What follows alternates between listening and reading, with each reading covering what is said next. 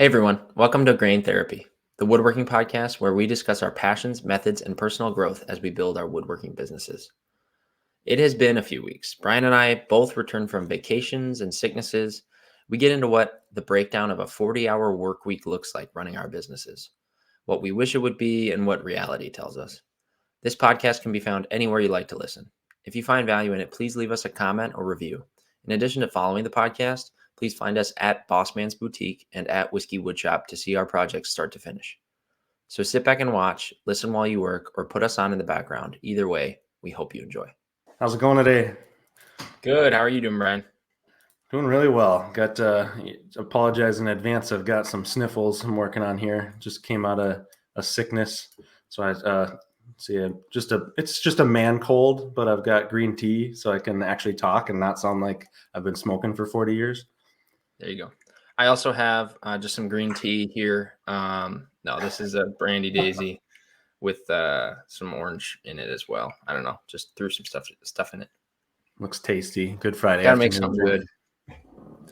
Yeah, we're shooting a little earlier. The lighting's all different. This is everything's new and fresh. It's been a couple of weeks. I was on vacation, and then you were on vacation, and we both got sick. Yeah. Not good. Yes, we're shaking up our schedules here. Mm-hmm. So how was your vacation? You guys went to good. Florida? My wife and I went down to Florida to visit her parents. So spent 5 days with the in-laws down there and went around Florida. They have a spot near Fort Myers, or in Fort Myers. So went to the beach and went kayaking with manatees, went all around, and yeah, it was fun. It was relaxing. Is Callie from there or No. She's okay. from around here in the Twin Cities. She's from Bloomington, like I am. So okay, but parents moved down there. Yeah, her parents sold their place up here and went down there. So cool. They're warm and we're cold. Is that like a yearly visit? You go down to Florida? Yep. We try to go down and see them once a year because they're gone all winter, so we don't see them much. And then in the summer, they're up here in northern Minnesota. Gotcha. So they've got place up here, a place down there. Sweet. Yep. They bounce back and forth. So that was mine. It was pretty nice, pretty quick over the weekend, and we've been down there before, so it wasn't anything crazy. How was your vacation? Ours was good. We went up to the North Shore. We've been trying to make our way, like hiking through the entire Superior Trail as far as it's in Minnesota, and we've just been doing sections. This time up, just because it was winter, we didn't like do the next section, but it was the first time we've done a trail like that in the winter and with our dog. So we brought our dog with, Denver, who's like half husky, half a bunch of other things, but he is obsessed with the snow, and it's been a pretty tough year for him because we haven't gotten that much snow until just this weekend. But he was loving it. It was just like his heaven up there. So that was really cool. We just got Airbnb that overlooked like a little creek and with these big giant windows, and we just kind of hung out and relaxed and did a hiking trip one of the days. So got sick. And it's funny, I was talking with Nate before I left. He was kind of having we were talking about vacation and how he never takes vacation. He works a ton and just like is always going. And he like gave me a warning before I left. He's like, oh man, I never even go on vacations anymore because every time I do, my body slows down enough and then I just get terribly sick. It just shuts down, and it's like, here I am. I think that's exactly what happened. I don't know if that's your experience, but it was just like, oh man, next time I see him in person, he's gonna have the "I told you so" eyes. And yeah, he won that one for sure. Yeah, I got sick the last couple of days of vacation, so I think I caught it from somebody that we were around there, which it happens. But I was kind of miserable the last couple of days, so I was just trying to have fun, just kind of sit off to the side with my sniffles. But then I was miserable for a couple of days here. It wasn't that bad. It's just annoying. And you take it for granted what being healthy is like. I hadn't gotten sick in a couple of years, really, like not like that, probably since I had COVID.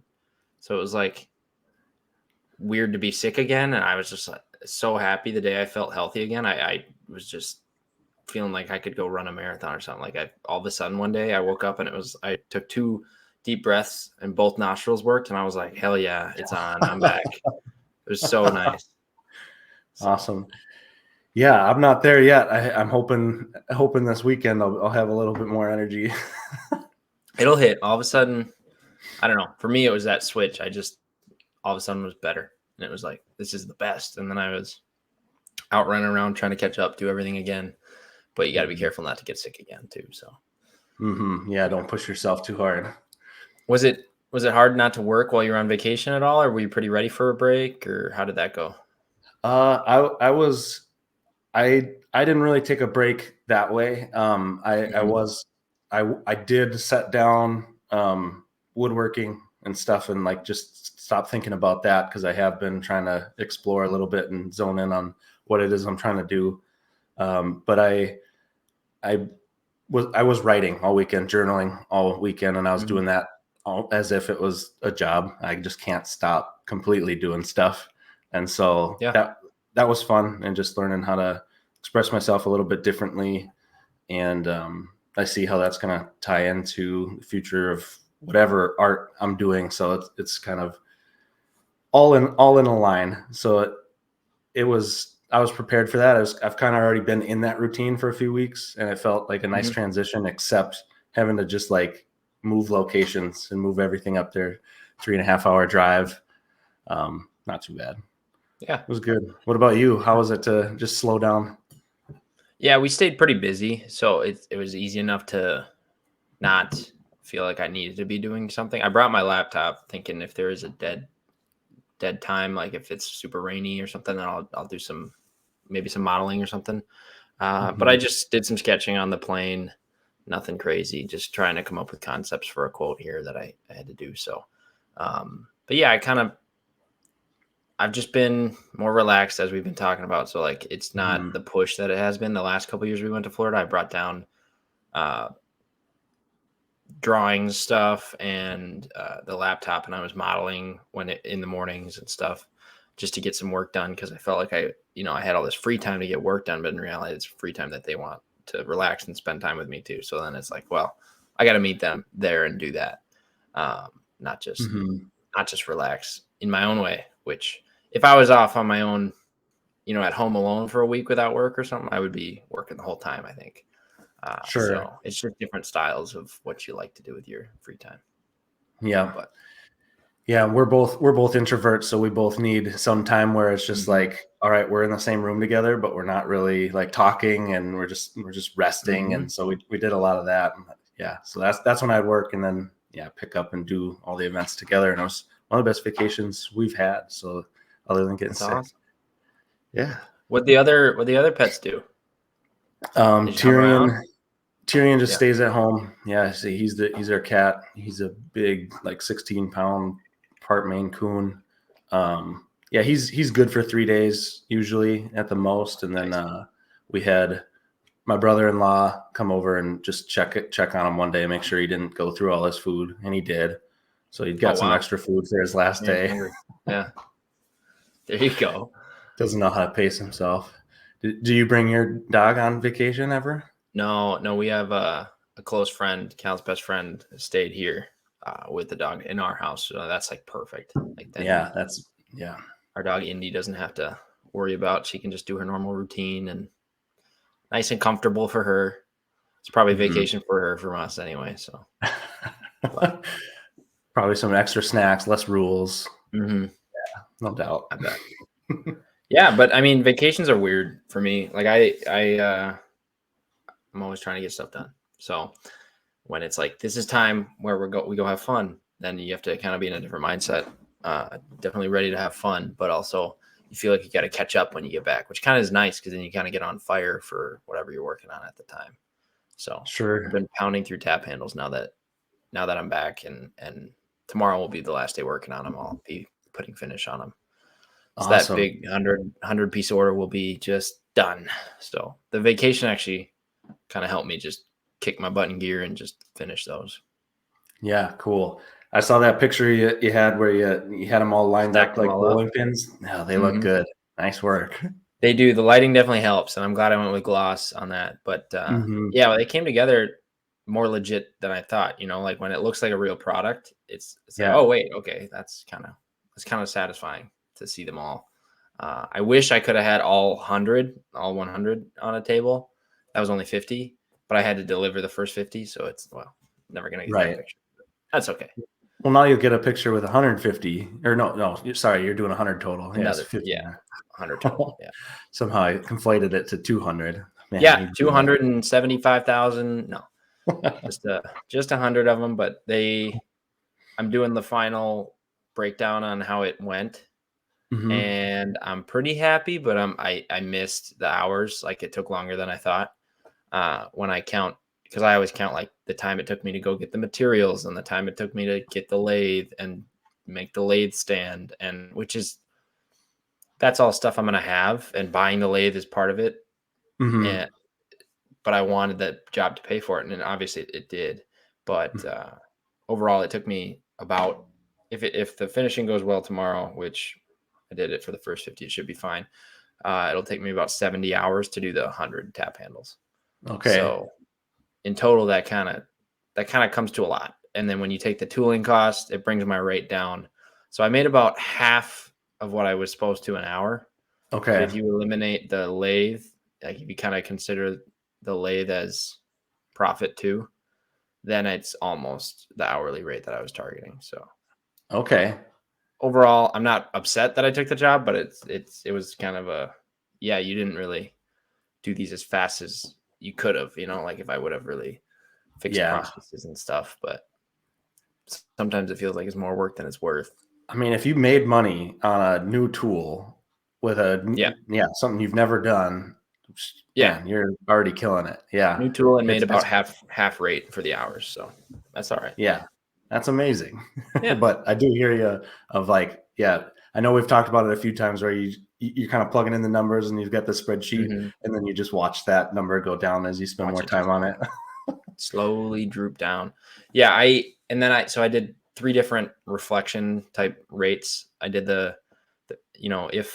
if it was with the lathe out of it, so that doesn't count as profit, Okay. that investment, then it's not great. And then I said, okay, maybe the lathe is at like 40% depreciation. Maybe it's Mm, worth about 60% of what could I go sell it for? Because I used this thing, I put sure. hours on this thing. So it's like, let's call it 60% of the value that I bought it for. Now what's my rate? And then let's call it 100% of the value. And then it was like, it just gave me perspective on like how much I actually made per hour there, and where the quote was lacking. And honestly, I think my biggest miss in the quote was the hardware. Like, some of Mm, the shipping caught up with me on mhm. the hardware for the ferrules and everything, Yeah. and the magnets for those labels ended up catching up with the steel washer magnet things. That kind Mhm. of crept up price wise. So a couple little misses, but I'm overall happy to be done, and I can't wait to make a piece of furniture again. I'm kind of losing my drive right here. I need some Yeah. furniture in my life again.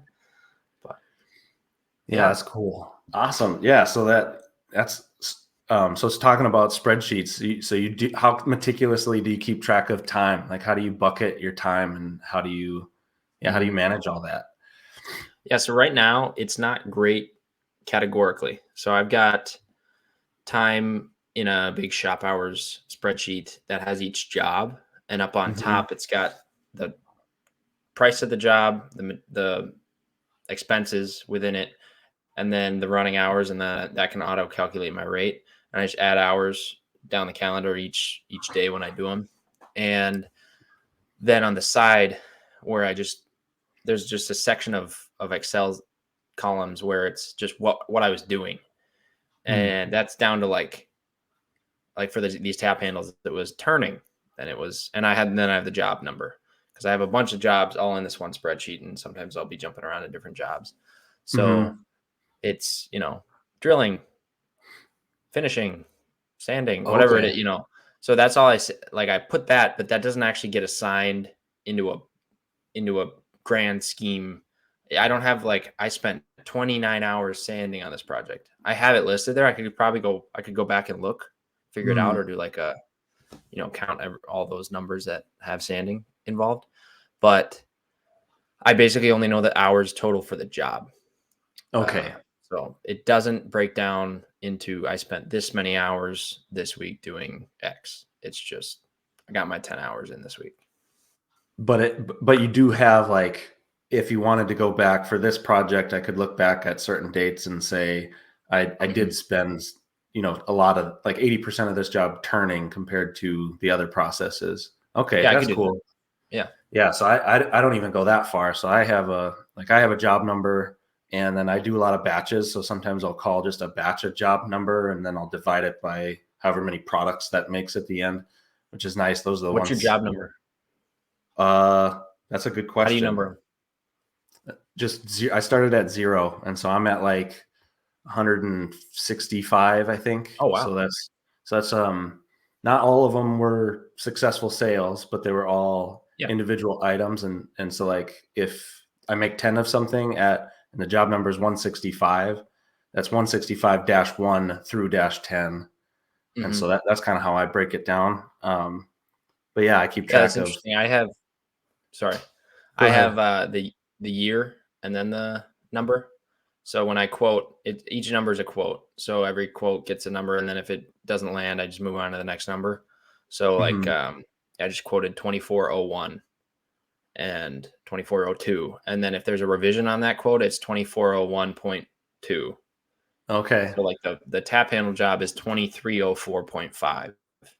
Sure. Because 2003, the fourth quote, and it's the fifth revision of that quote.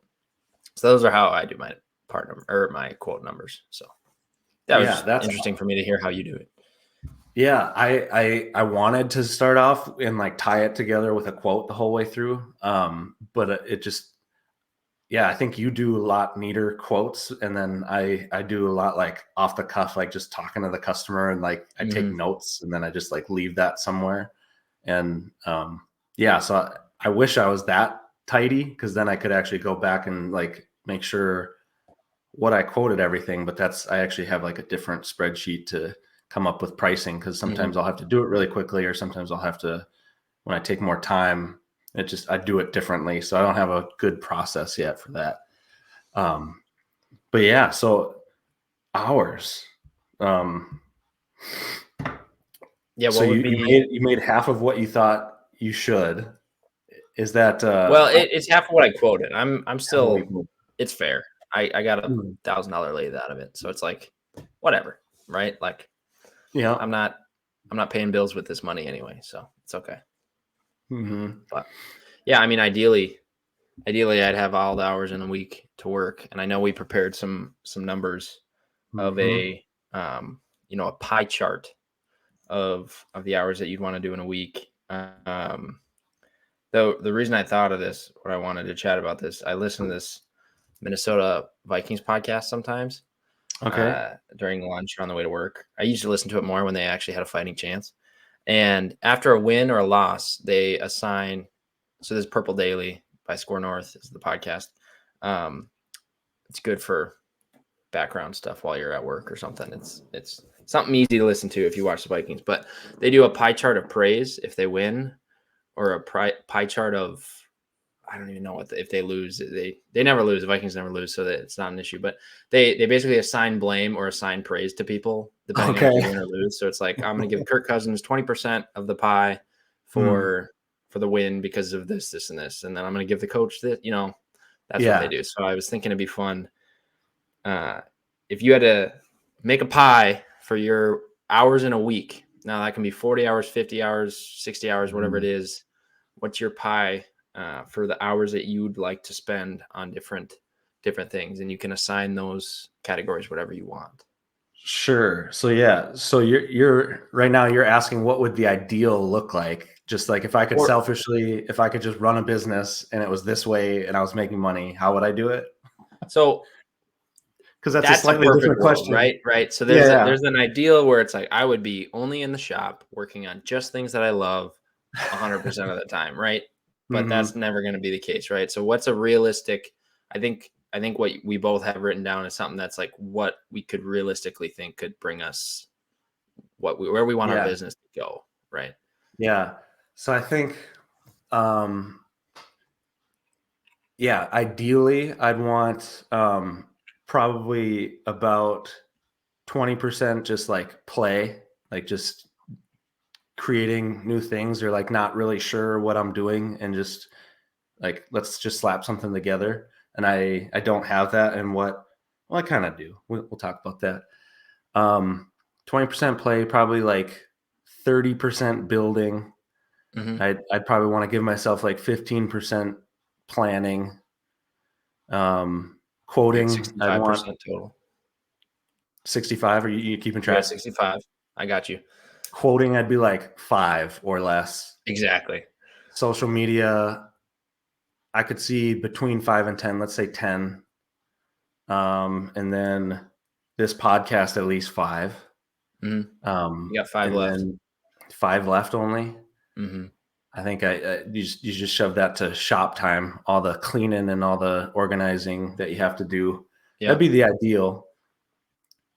Yeah. So the ideal for me too is I when I try to write this down, I put woodworking, like just like physical woodworking. That's okay if it's milling. That's okay if it's sanding. That's just the woodworking. I put it just at 80%. I wrote that down. And then I tried to break everything else into percentages that added up to 20, and that just didn't work. Like that left me 5 minutes for cleaning in a week. Like it just doesn't work. So I ended up going, okay, cleaning. I started with the dumb stuff that I don't want to do.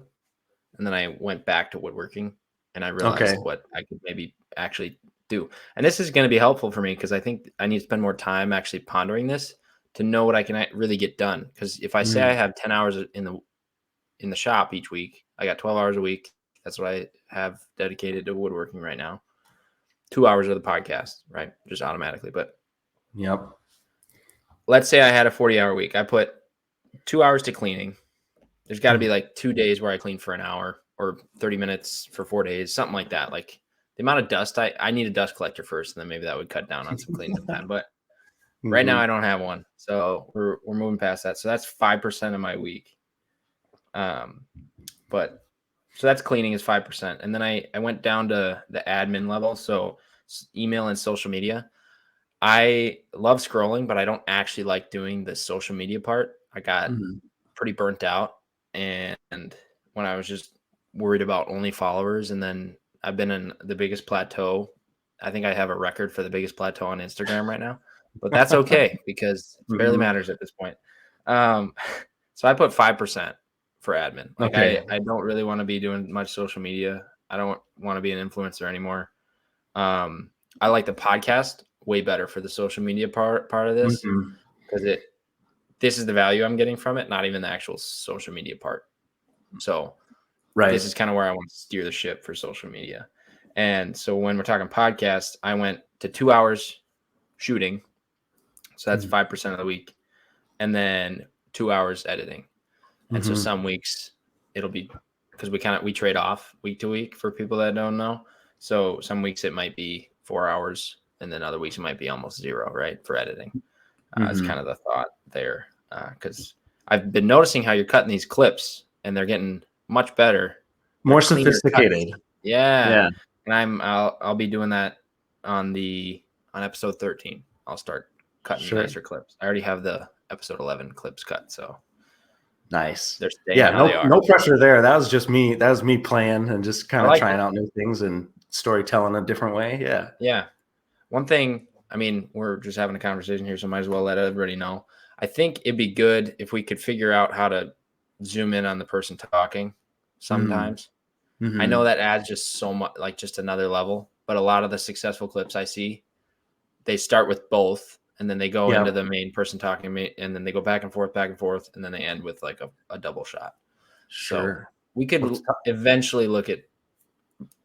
Might need a new streaming client to do that, or maybe ours does that. But something to look into. Yeah, or just crisp it up a little bit. Yeah, just clean up some. But anyway, that's my editing point. I like what you're doing with the editing, and so I got to give some more time to that. But podcasting in general, I got 10%. Then I went to design, and I wanted to put heavier time on the concepting because I just love like the just drawing stuff out and playing with ideas, and less time with the CAD. But realistically, that's not going to happen because CAD just sucks time. For me, at least, I'm not super fast. So I put 5% concepting, just trying to come up with ideas, and that kind of bleeds into social media. Some of the scrolling stuff, like when you get ideas, just going right into concepting. And then I put 10% CAD design. So if I can come up with some decent sketches, I can probably model it in about twice as much time. In reality, it takes me a little longer every time to do the modeling than I think it will. Sure. And then especially if you're quoting with it too, then it just adds another layer. So my slices of pie, I'll just review them quick. Admin, 5%. Design, 15. That's total with 10% CAD, 5% new concepts. The podcasting is a 10% slice of pie with 5% live, 5% editing. I got 2 hours of cleaning, which is 5% of my week. And then that leaves for woodworking 65%. So I got close to my 80, but not quite. And obviously that woodworking is going to be broken up into the different stages of woodworking. Ideally, they're all only the parts that I like, but we all know that you have to sand eventually and you have to finish eventually. And just reflecting on mine, the key things I missed on here are just picking up materials. It's kind of a time suck. You wouldn't get that anymore now that you are in a shop with so many materials, right? And probably just like planning or marketing or going visiting a client, or there's all kinds of little things that come up too. So sure. Anyway, that's my pie. Yeah. So your woodworking, you said you wanted 80 and you got 65. So that was your and I think there's some more tuning to do there, like for a real ideal week. And I bet at the end of the day, if I was full time, that would turn more into 50. Sure. Somewhere like that, because I think there are more levels to it. I don't have any website stuff in here. I think the admin actually needs to go higher. If I'm full time, it can't just be a 5% little slice. So I think it needs to be more substantial. But at this point, that would be my ideal, just to focus on the woodworking and not as much on the social media and the admin. But you get hooked on something. You see something that you want to try and you go, you focus on it. So like the podcast is what we're focusing on right now a lot. And I've noticed that. So yeah, that's what my ideal compared to actual is a lot different. So yeah, so what I actually ended up doing was my 5% on the podcast this year. So this is across the entire year.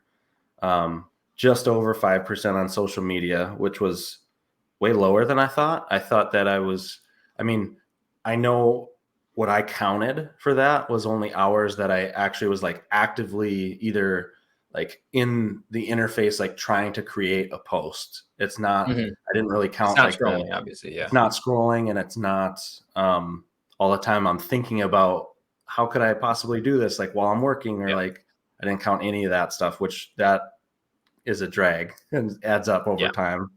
So just to clarify, so everybody knows, these are real hours over the last year. Yes, this is my actual for the whole 2023. Okay. How does that work with podcasting? Because it wasn't all year.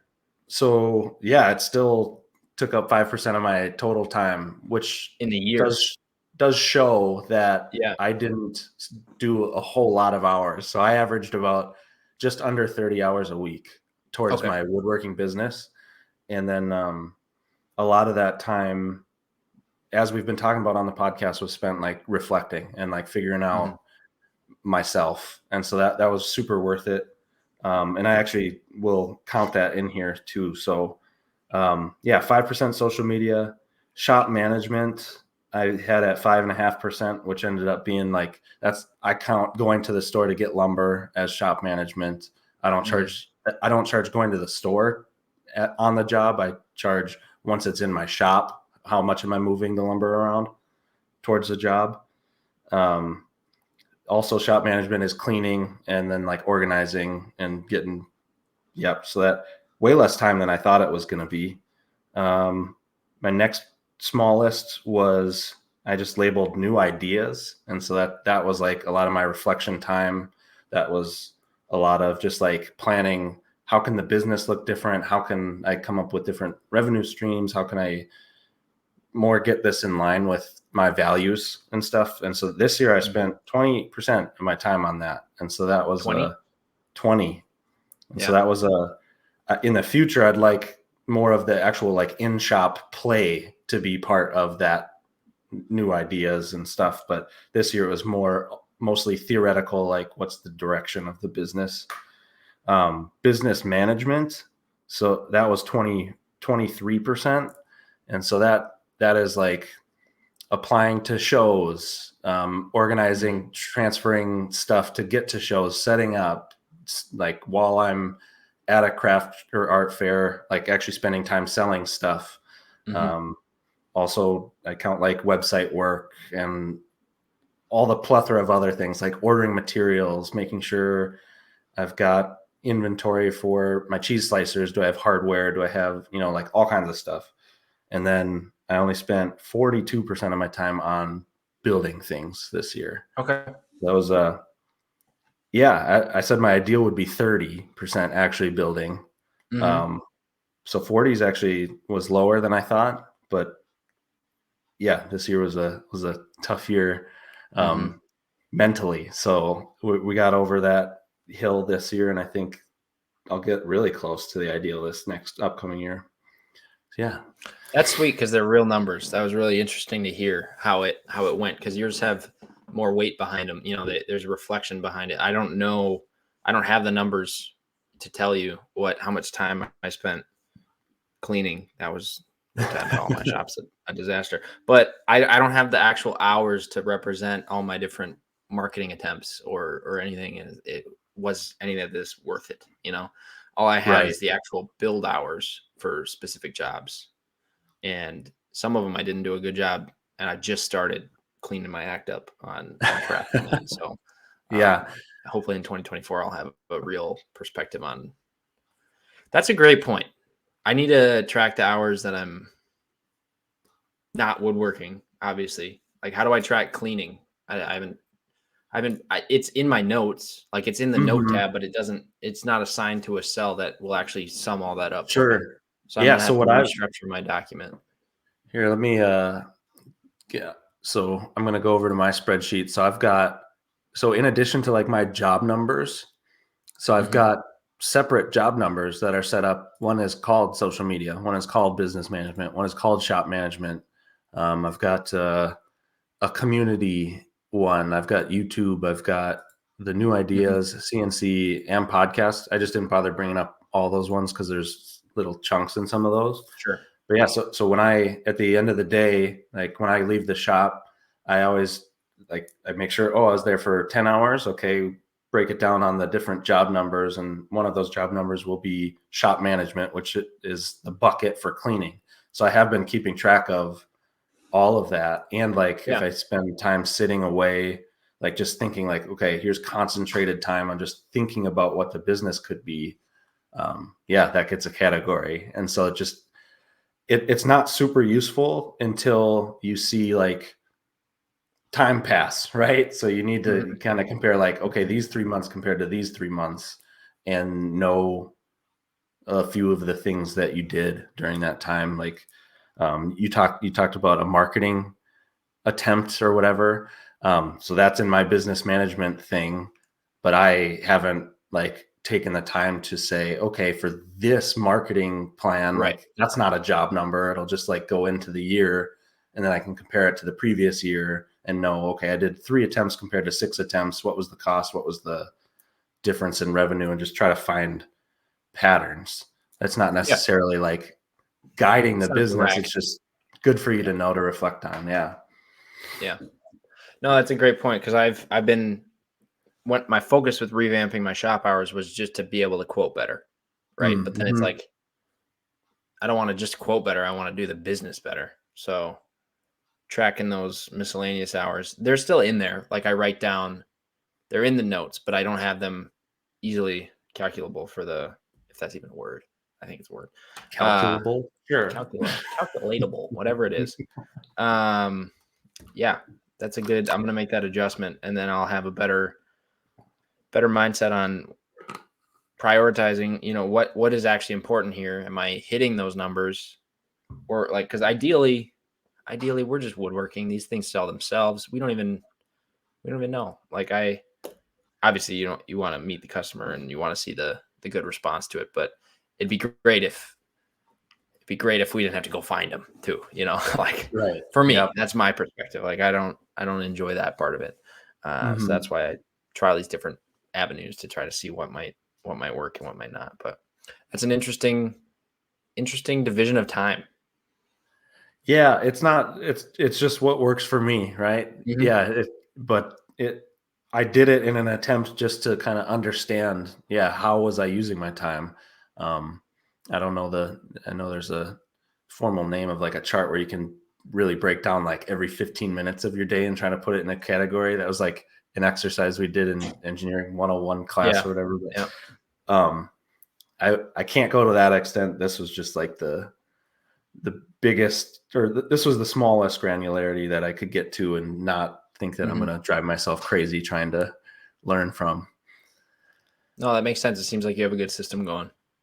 So Mm-hmm. that's sweet. Which of the categories is your favorite? Are there any hats that you don't like to wear? I hate shipping. I hate shipping a lot. It, which is funny, but yeah, it just like it takes up a lot of time, a lot of resources trying to find like the right size box for different items all the time. So if I could get away from that, I'd be extremely happy. That's probably only is like 2% of my time, but It's an social annoyance media, though, right? it Yeah. is, yeah. It's more work than it should be. You feel like you just they bought it, get it to them somehow. But yeah, it's hard. Right. And it's hard to predict like weight and just size, and how it all works out is very different depending on what the product is. And so it's kind of hard to estimate. You almost have to have sold that thing before and shipped it Sure. to know how 100%. much. Yep. Have you ever built a crate for something that you had to ship? Built a what? A crate? I A haven't crate. done that yet. Yeah, so that was actually the reason I made my business into an LLC. First, I started selling stuff on Etsy. I only had a few orders. I was doing those Mm-hmm. flight boards out of old whiskey barrels, and I had a bar cart for sale on Etsy as well. And I was just I posted. I just wanted to make one, so I made one, and then I posted it. And if somebody buys it, we'll sell it, or I'll send it to them. Unless enough time passes, it was just sitting in my house for about 2 months. Then it sold, and I was like, ooh, I got to get this to like Virginia now. So I had to make a crate for this thing, like a little box out of plywood and everything, and make sure it wasn't going to break in there. And that was stressful. So that was, I can sympathize with the shipping portion. I don't want to ship products. And that's why I kind of leaned off Etsy. Like I didn't want to work off Etsy anymore, because it was like, I'm just going to be shipping stuff all day. And like, it's a headache. It's scary too, because if it shows up in a bad shape, what are you supposed to do? Like, you got to replace that thing now? Like, I don't know. It's stressful. Yeah, it's a hard thing to ship a quality product that's gonna has risk of being damaged. I mean, we're working with hardwood, so it's not as at risk as some things, but yeah, things can happen in shipping. And like, if you're even like a side table, that's big enough where stuff's gonna happen if it's not in a crate. And so Right. it's a lot to take into account from the beginning, and it's got to be talked about upfront during the quoting phase too. But oh man, yeah. So I'd get rid of shipping, and then the next one I'd get rid of is social media. Me too. Yeah, It's hard. just it's one of those. It's just a rabbit hole that you can get lost in so many different ways, and we've talked about it so much on this podcast. But that's just it's a That's because tough this thing. podcast is on social media, so it's on the top of our minds. It's just it's the reason.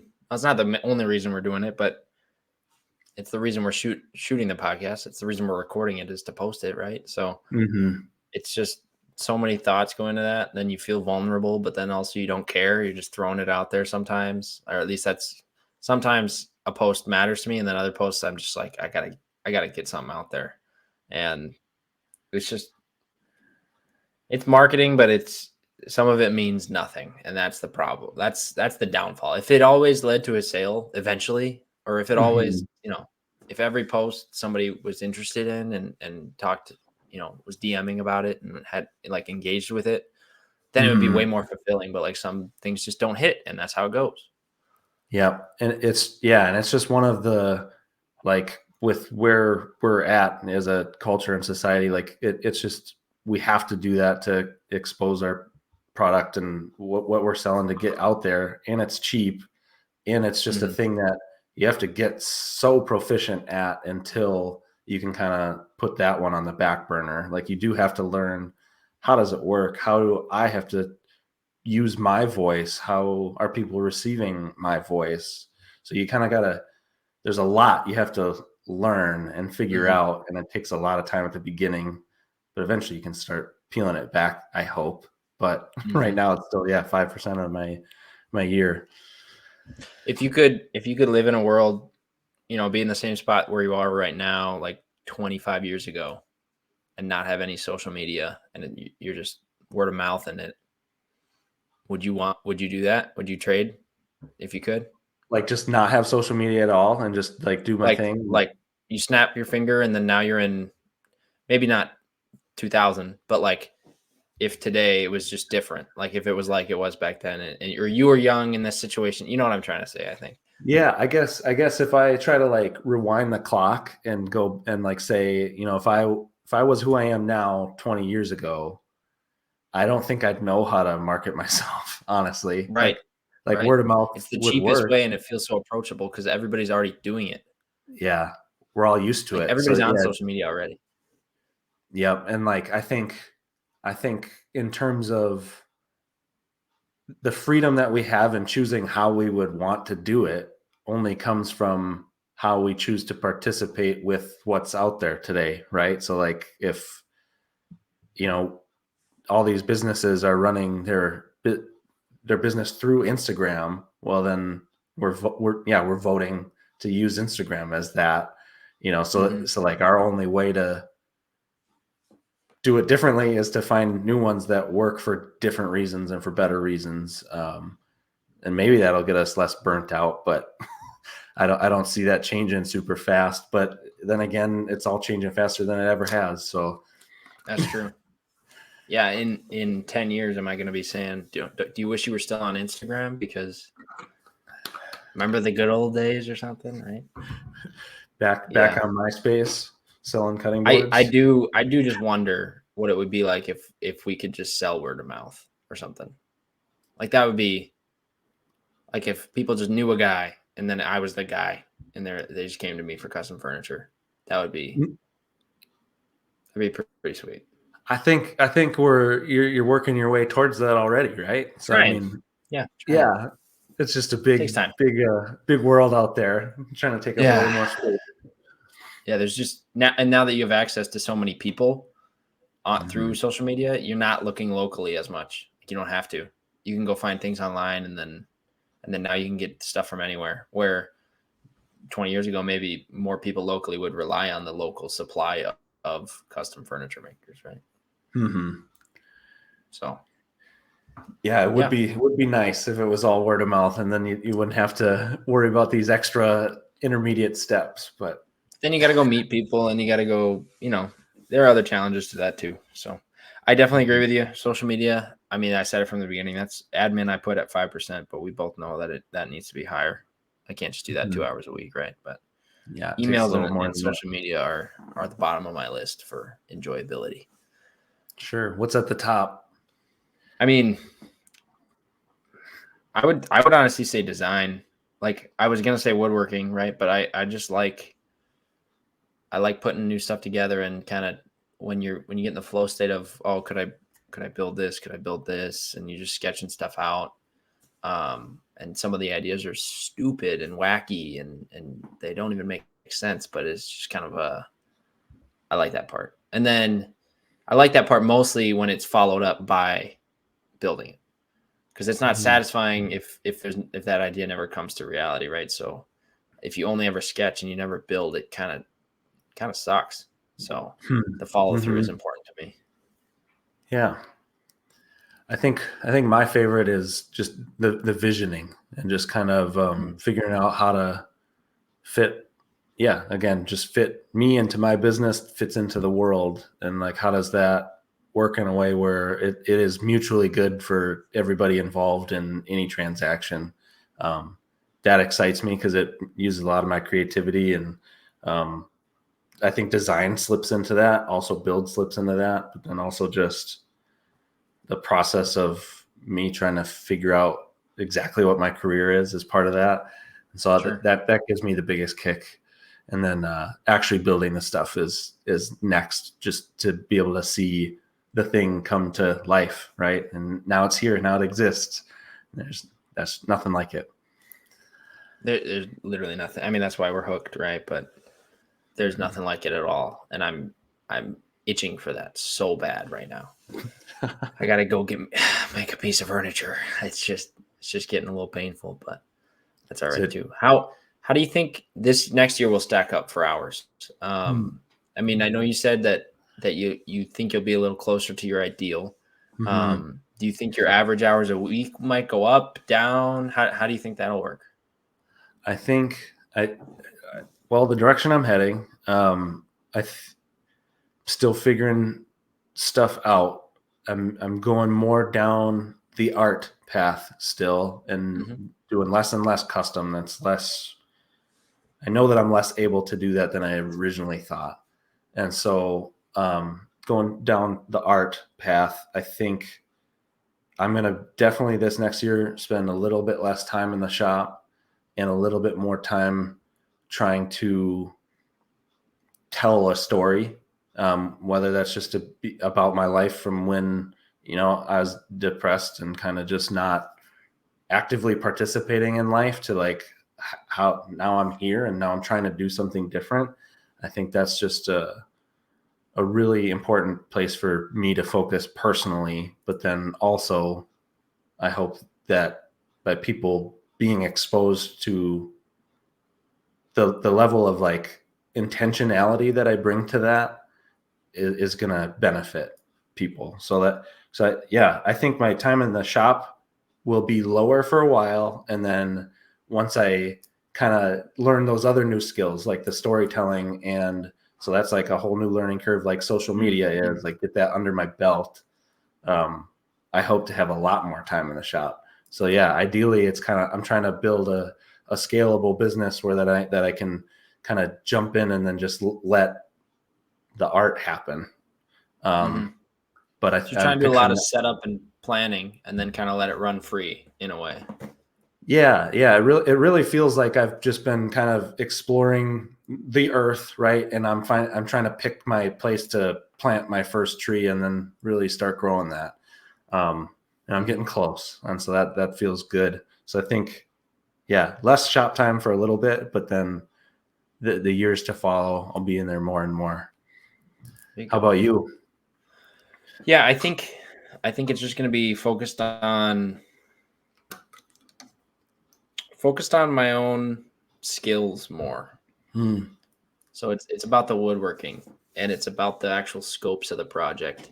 So like, I think this chair build that I'm doing for myself, for my own living room, is really important, to where I didn't, it was just going to be a chair before, but it's another level of, it's another thing in the portfolio that kind of opens doors, and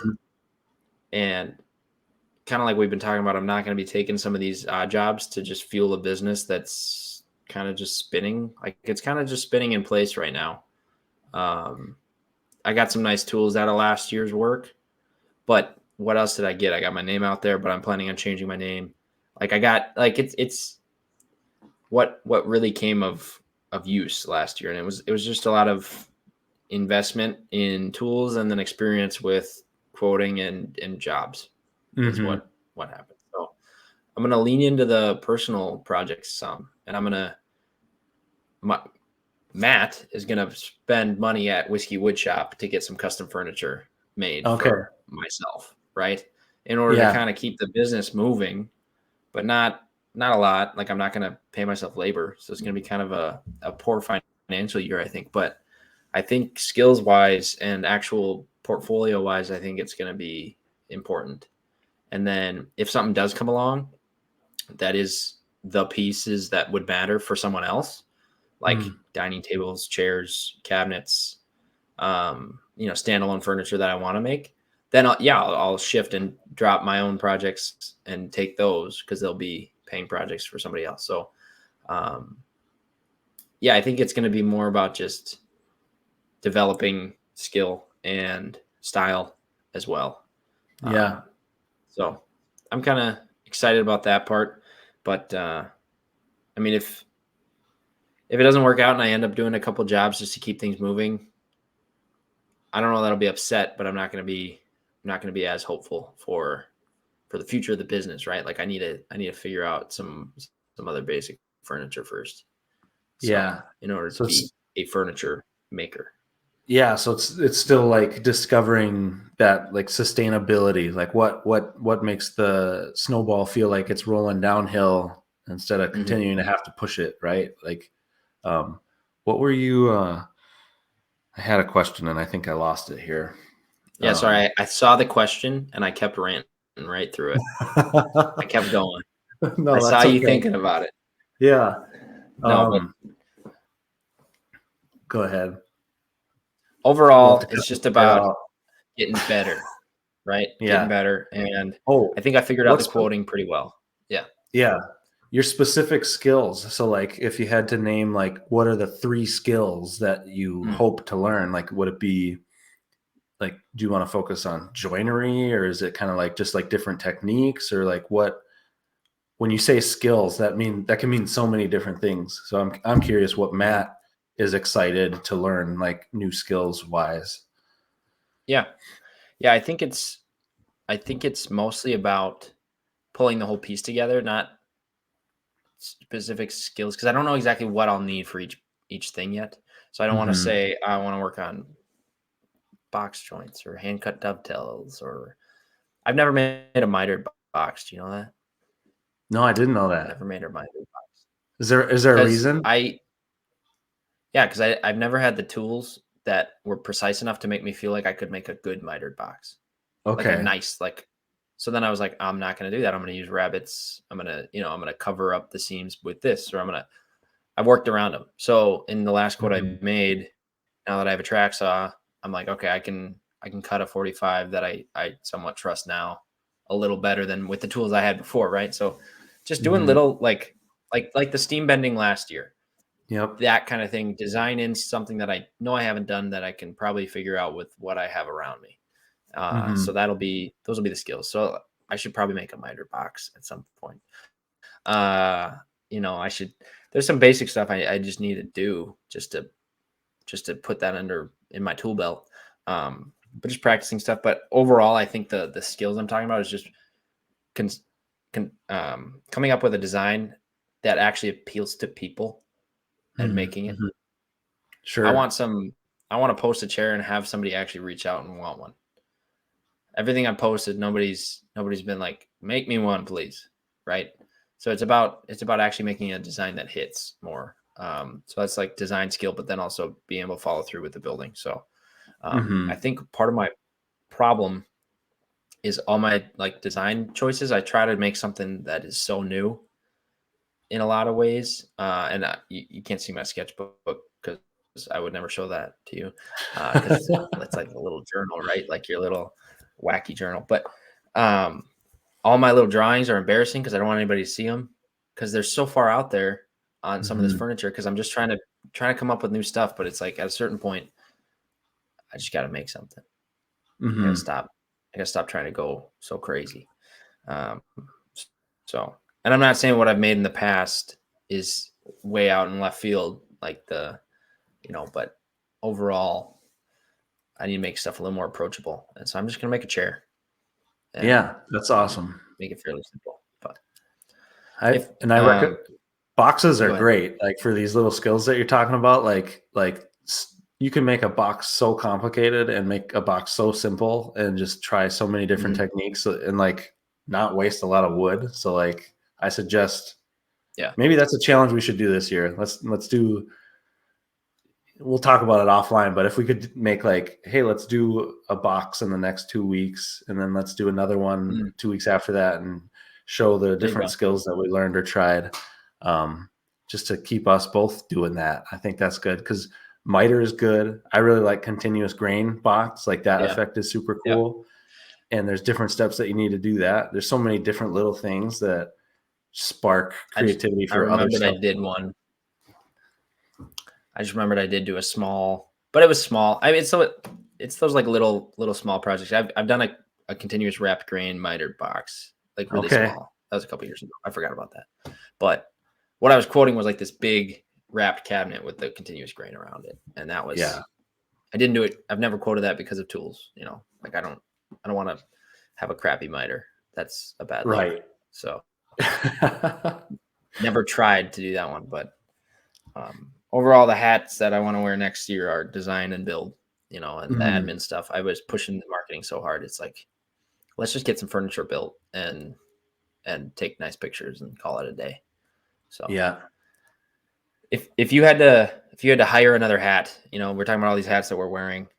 If somebody had to take something off your list, what would you? I mean, we already talked about shipping and everything, but like, what would be most beneficial to you and the business, even if maybe you had to keep shipping or maybe you had to keep social media? What would help you the most today? That's a great question. And I think there's different answers, right? Mm-hmm. I can't come up with one good answer. I think it would be awesome to have somebody who could do some of the social media and marketing things. But I know that I would have trouble like letting that completely go because I'd still want to like control the message to a certain extent. And so it'd have to be somebody that I really trusted. So I know that would be tough for me. But I think that is where most things feel like they get the most stuck. Yeah. What about you? Who would you hire? You made me change my answer. I was just gonna go for like somebody in marketing or sales because you know I want to focus on the design and build. But I think at the end of the day, the social media, at least in the woodworking world, so it feels like social media is the biggest presence.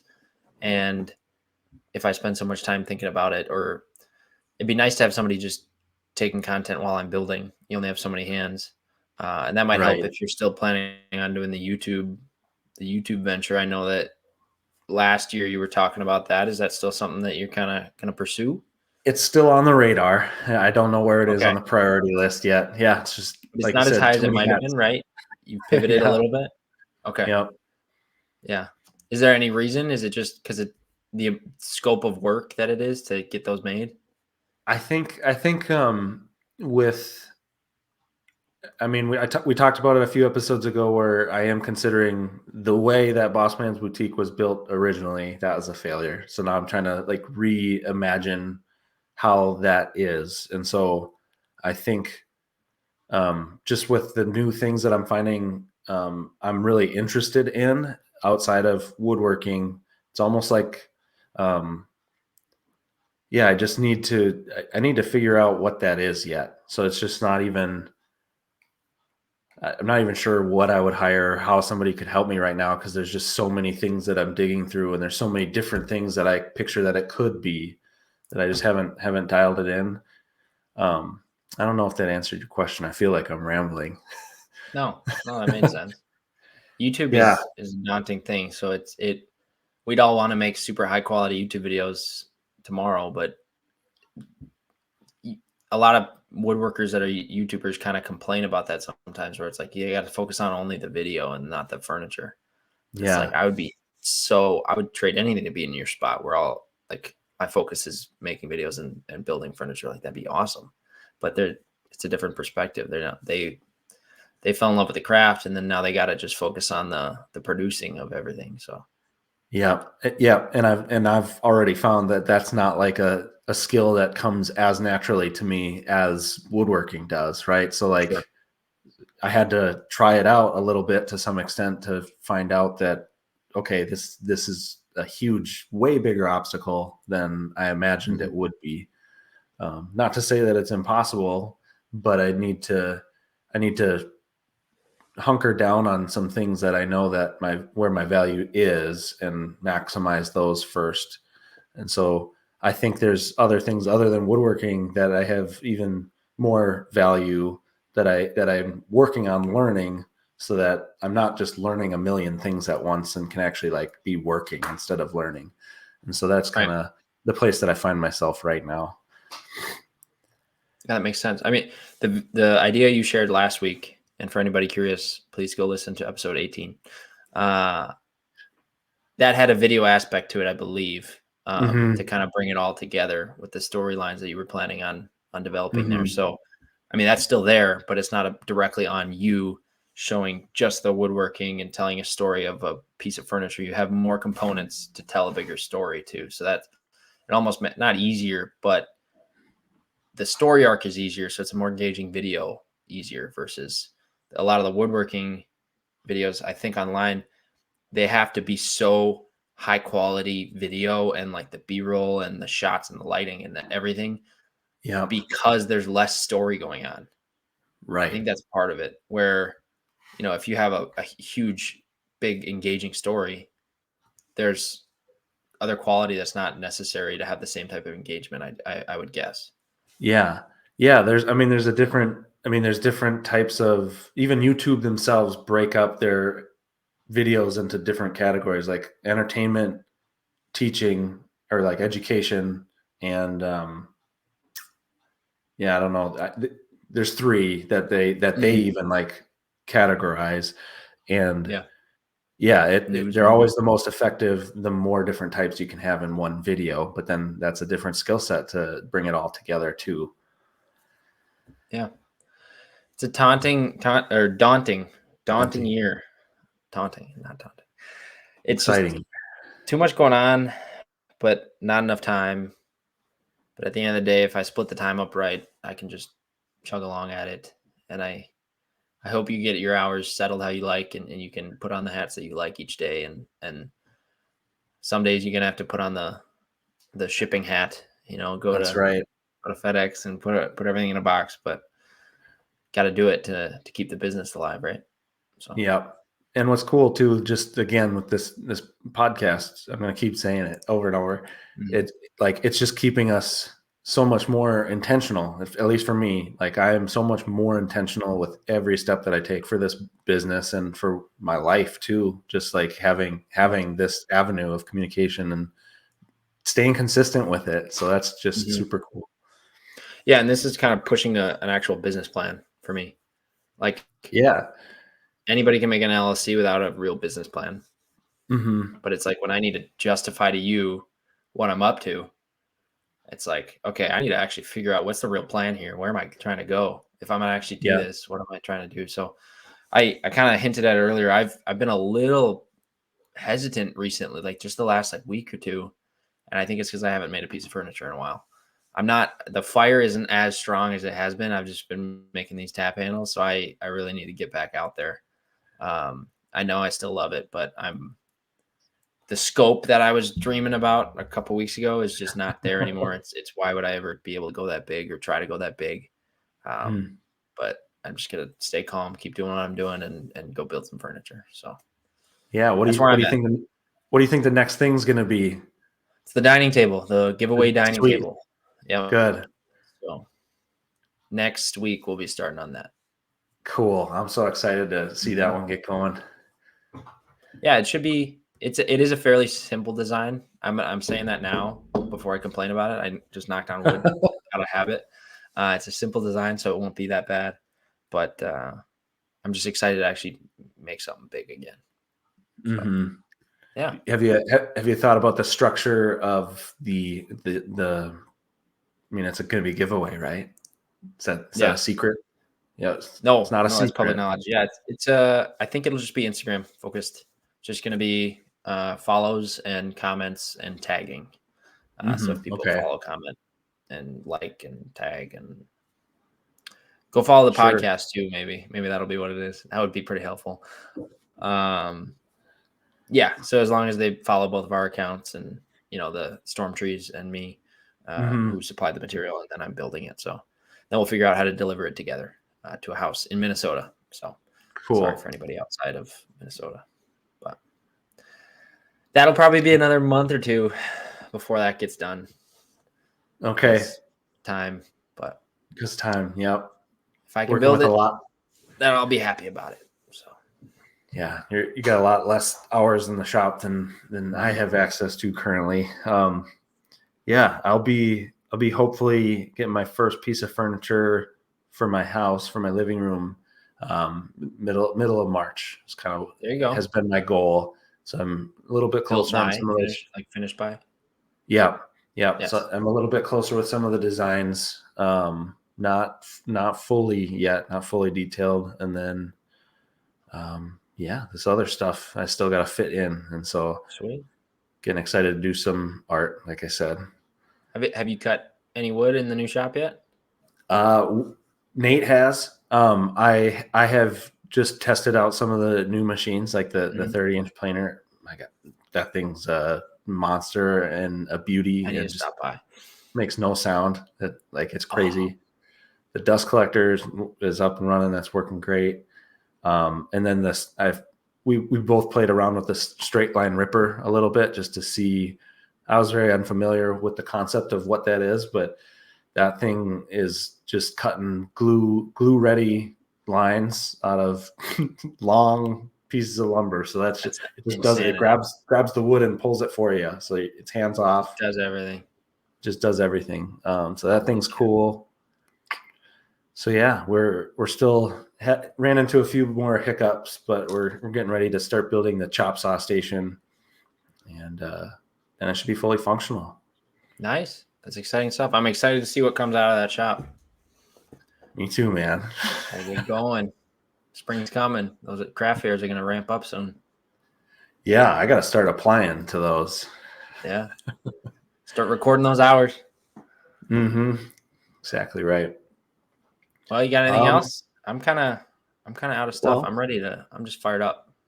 Yeah, I guess the one thing a listener recommended that each of us just recommend one random thing at the end of the episode to point people elsewhere of good information. And so I'm just going to throw one out there. You guys have heard me talk a lot about my feelings and stuff. And the podcast called We Can Do Hard Things is an interesting one. So there's these three women who get really into their lives and kind of what is life all about is really what it gets into, and the challenges we face and what it feels like to go up against those things where you're kind of having internal battles. So that's a super good podcast there. I could listen to them all day, but then again, they're middle-aged women, and that's not everybody's cup of tea, but it is mine. You like middle-aged women? No, I'm just kidding. Good podcast, sounds like. If I were to recommend something off the cuff, it would be, so you brought up that you were journaling this weekend, and I'm sure you've heard of Andrew Huberman and Huberman Lab podcast. Yep. Yeah, I don't remember what episode when it was, but he brought up a journaling technique that had some studies behind it, and this is all secondhand knowledge. And the problem with these podcast information, like, your podcast knowledge, you never say it out loud because you're just listening to it. So then when you go to recall it and tell it to somebody, you don't know the words to, you don't know how to phrase it. So I'm going to struggle here. Yeah, like you understand the idea, but you don't know it well enough to explain it yet. But I never actually talked about it. I just heard about it. So I heard somebody talking once on a Huberman Lab podcast, and it was the technique. I think it was 4 days in a row of journaling for 15 minutes. And the 15-minute, it was something like the 15 minutes you write out your most traumatic, most traumatic experience in a specific perspective. And I don't remember if it was in your perspective or what happened to you, but it was like you put yourself basically in the shit for 15 minutes, and then you write the same thing 4 days in a row for 15 minutes. I think it was about the same experience. Okay. And there are all these studies on the reflection afterwards. So that's not enough information to tell you how it actually went and what the study said and what the real task was. But I think with the information I just shared, people could look it up and figure out what the actual journaling task is. So it was in a Huberman episode about the journaling technique of that 15 minutes on the very intense experiences. So cool. I just remember that sticking out in my mind and something I was thinking about maybe trying someday. So you brought up journaling, and I thought that's what my brain connected in the moment. So it's a good first ad lib. Just give out our recommendations. We'll get better at that, but I think that's a super important thing that we should continue doing. So thank you, follower who recommended that. Yeah, and if anybody listening is able to find that, or maybe I'll try to find that link to what I'm trying to recommend here, post it in the comments or something. So. Perfect. Yeah. All right. Have a good week. We'll see you next time. You have a good week. We're back on it again. We're not sick. We're not on vacation. Back on the grind. Thanks for tuning in this week.